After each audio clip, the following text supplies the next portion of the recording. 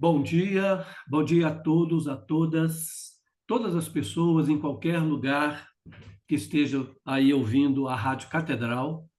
Estamos aqui mais uma vez, mais uma manhã de sábado, para uma prosa, uma conversa sobre os direitos de ter direitos dentro do programa Bom Dia Mãe Terra. Bom dia, Frei Gilberto, bom dia, Farinhada. Prazer, uma alegria estar de novo aqui contribuindo com o programa.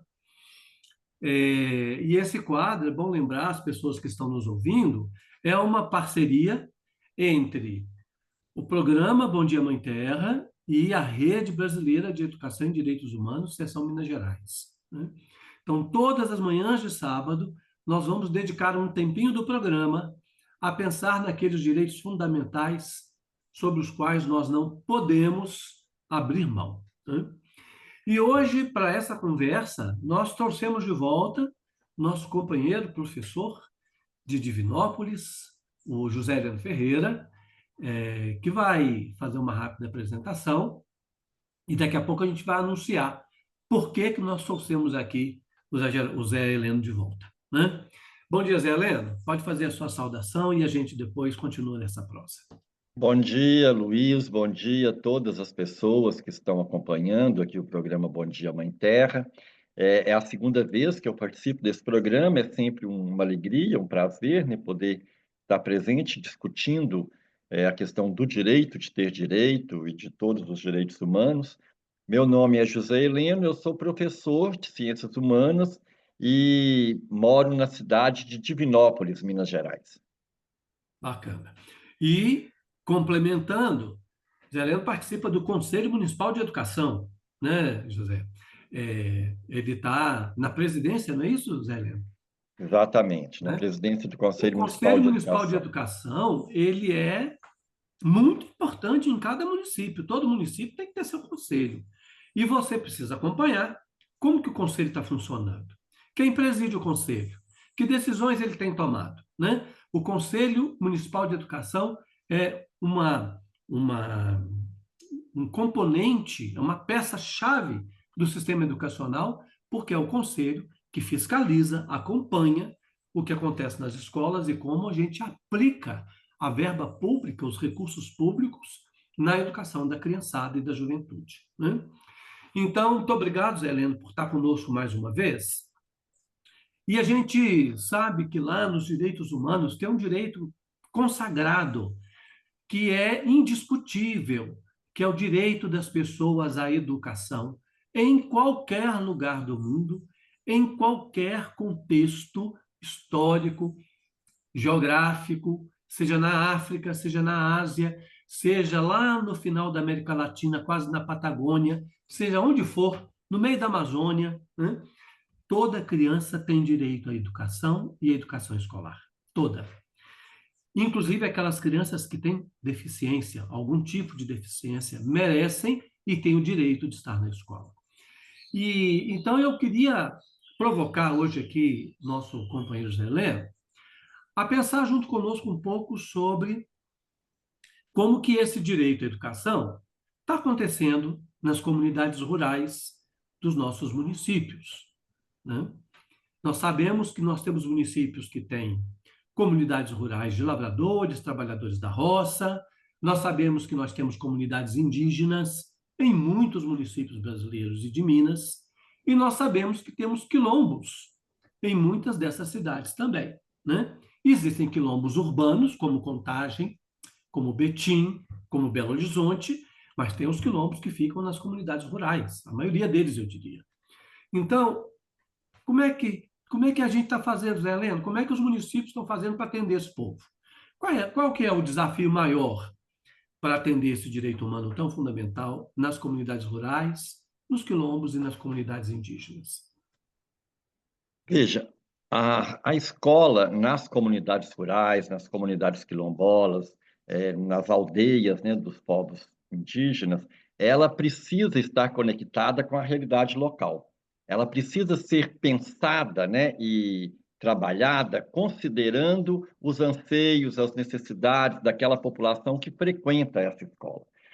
E isto demanda, por parte do poder público, né, não só o investimento financeiro, mas também o investimento político e pedagógico, no sentido da formação mesmo de professoras, professores, gestores e gestoras, para dar conta dessa realidade.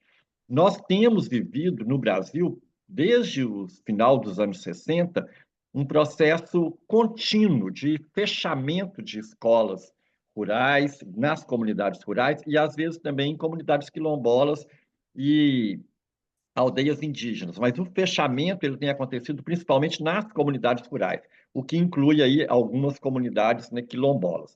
Isso acontece por causa do êxodo rural, isso acontece porque a população que mora na zona rural vai diminuindo e muitas vezes os governos preferem transferir as crianças, né, que estudariam ali naquela escola, numa comunidade rural, para uma escola urbana, do que fazer todo o investimento político e pedagógico naquela escola que está numa comunidade rural.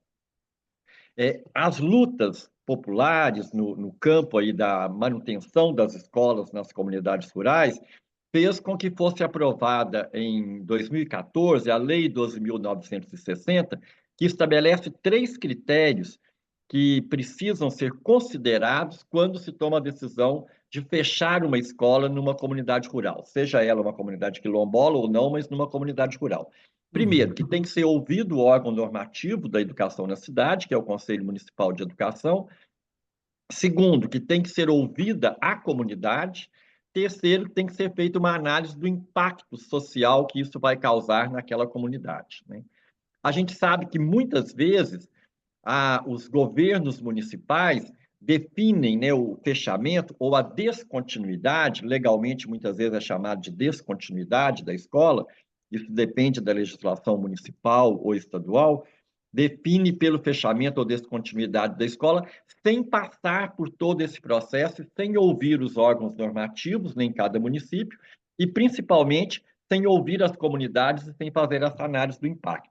E, além disso, sem fazer um investimento pedagógico, por exemplo, que é necessário, no sentido de pensar, por exemplo, como trabalhar com as turmas multisseriadas, e existem programas de formação para isso, sem pensar em alternativas, como, por exemplo, a pedagogia da alternância, que existe também, né, em algumas, nós temos algumas experiências, né, no Brasil, principalmente no norte do Brasil.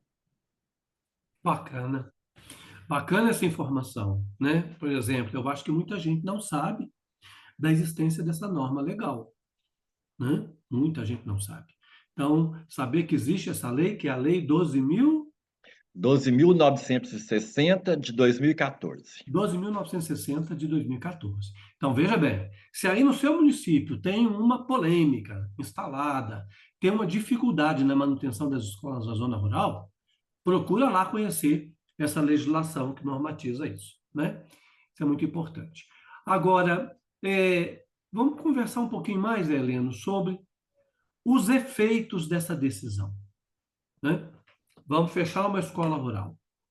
Você tem professores envolvidos, você tem famílias envolvidas, você tem um grupo de crianças e adolescentes envolvidos. O que geralmente os municípios estão oferecendo como alternativa? Que consequências, como que isso afeta o desenvolvimento da garotada, como que isso afeta a vida da comunidade onde essa escola foi encerrada?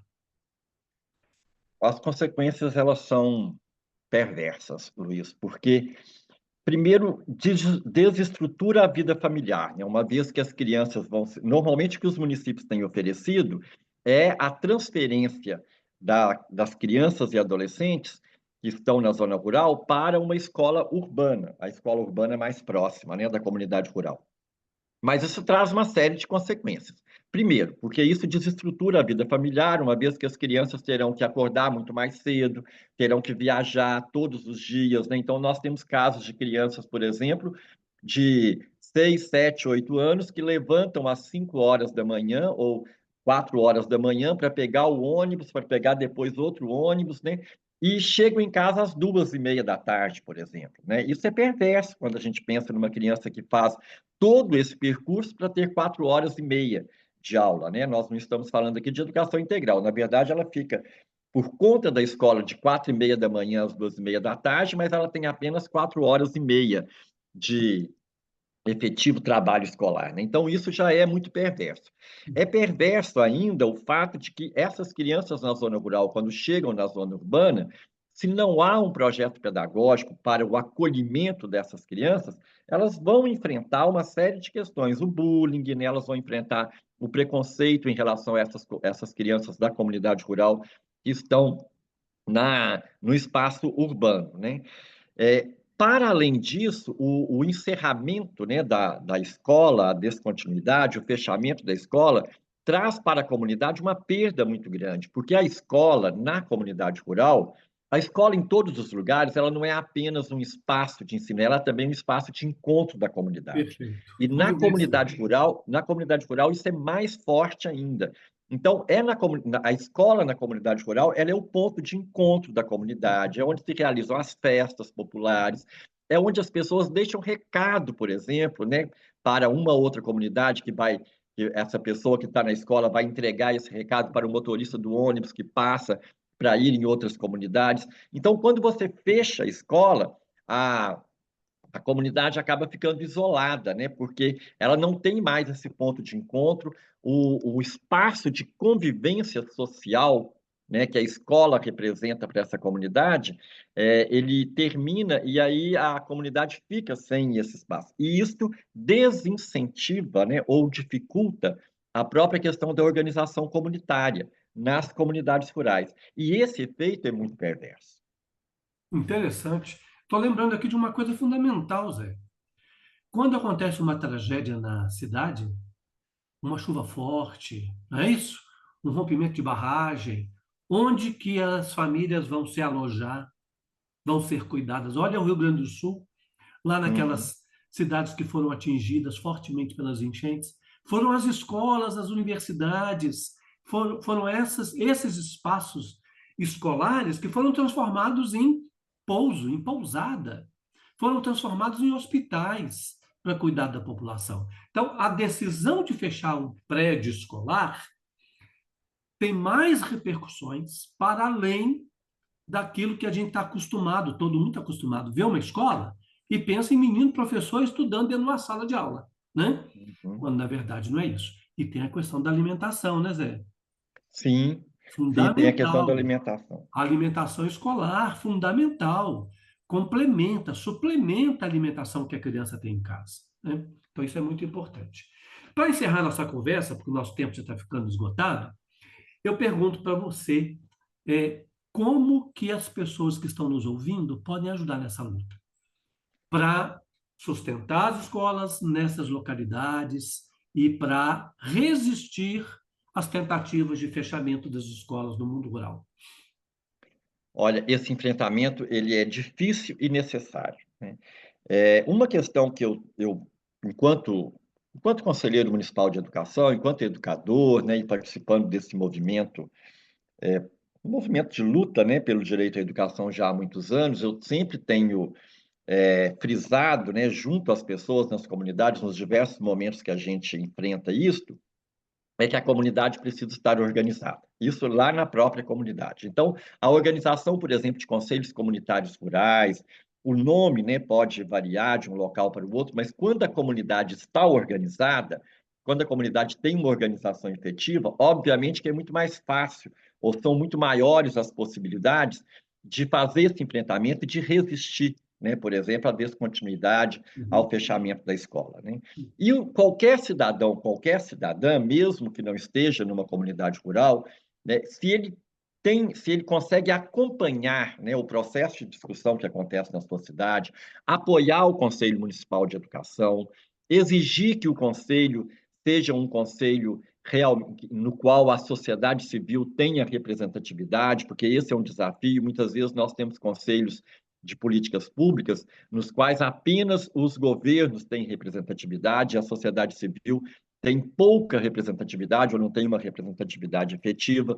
Então, apoiar os conselhos municipais de educação, buscar conhecer a dinâmica desses conselhos e, na medida do possível, participar desses conselhos. Perfeito. Obviamente, ninguém consegue participar de todos os conselhos, mas você pode participar daqueles conselhos que estão ligados à sua área de atuação, à sua área profissional, né?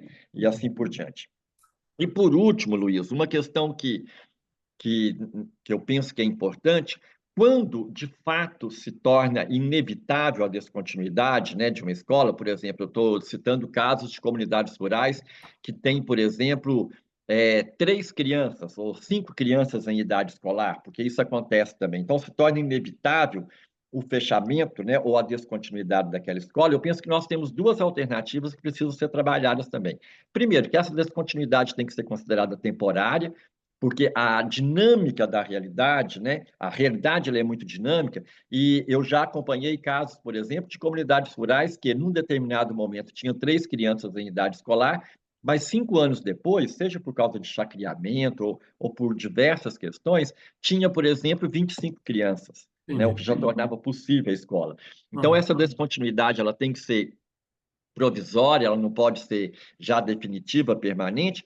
E segundo, é preciso oferecer alternativa para que aquele prédio seja utilizado como espaço de convivência Perfeito. social, que ele esteja aberto, que ele se Claro, mantenha, né, como um espaço de encontro da comunidade, com seja com certeza. oficinas de educação nas mais diversas áreas, no campo da arte, né, no campo dos trabalhos manuais, ou seja, as possibilidades elas são várias no sentido de manter, né, aquele prédio aberto e com espaço, né, e como um espaço de encontro da comunidade. Eu Vê, né? penso que são alternativas que Alternativa. se colocam. Na última viagem que fiz a Portugal, eu e o Luciano visitamos uma antiga escola rural desativada e que foi transformada no Museu do Brinquedo Tradicional de Portugal. Uma beleza, uma beleza.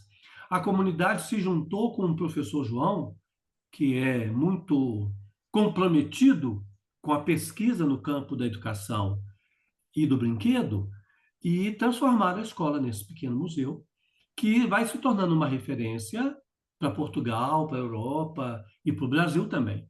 Tem conexões, tem trocas, diálogos com colegas aqui brasileiros que fazem pesquisa na mesma área.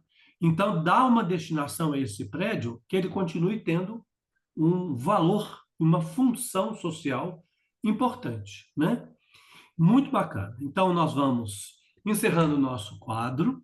Eu quero, Zé, ler aqui para você e para os nossos ouvintes 2 parágrafos do prefácio do livro A Questão Política da Educação Popular, que Brandão escreveu. E Brandão escolheu esse diálogo com o vereador, com o lavrador Antônio Cício, lá do sul de Minas, dizendo assim: Ô Cício, como é que o povo daqui aprende? Agora o senhor chega e pergunta: Cício, o que é educação? Tá certo, tá bom. O que eu penso, eu digo.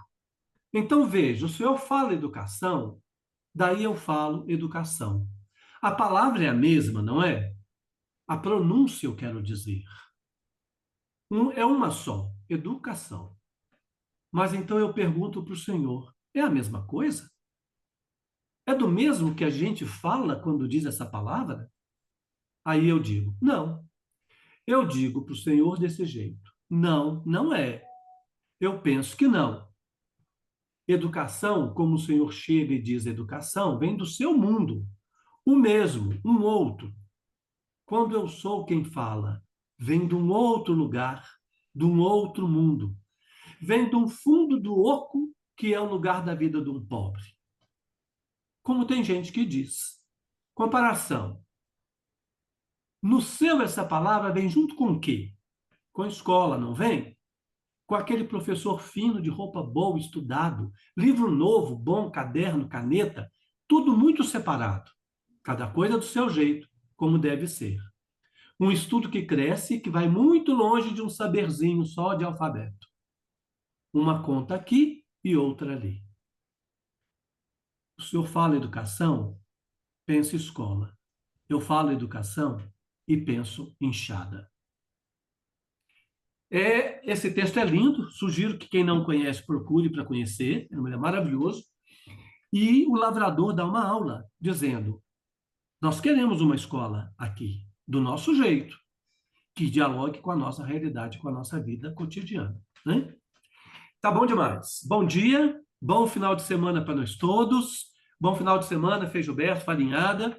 E para a turma da Rede de Educação Brasileira em Direitos Humanos, da Seção Minas Gerais, que provavelmente vai nos escutar em algum momento, dizendo que na próxima semana a gente volta.